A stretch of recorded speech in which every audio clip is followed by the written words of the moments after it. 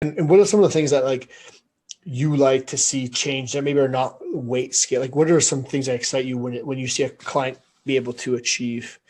Uh, Um, yeah, good question.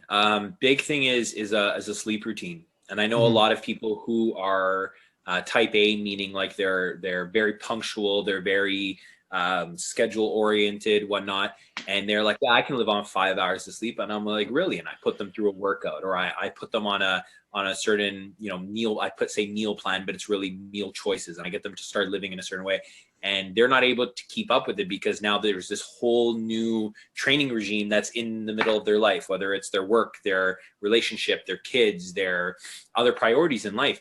It's, the sleep routine. If you can, I'm not saying get 8 hours, but again, from what I've learned and what I've studied is you sleep in hour and a half cycles.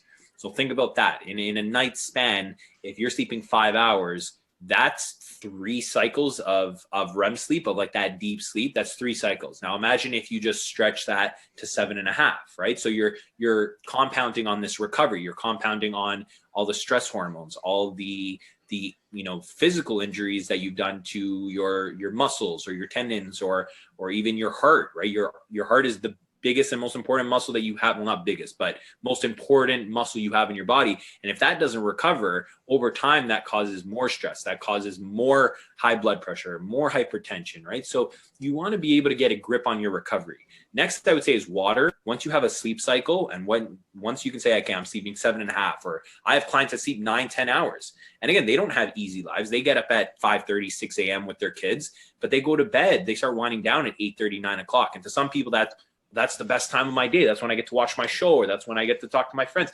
I get it. But if your goal is to lose that 100 pounds, or your goal is to not get up in the morning and have a pounding head for the first hour of your day, which is what I hear all the time, having a sleep routine is huge.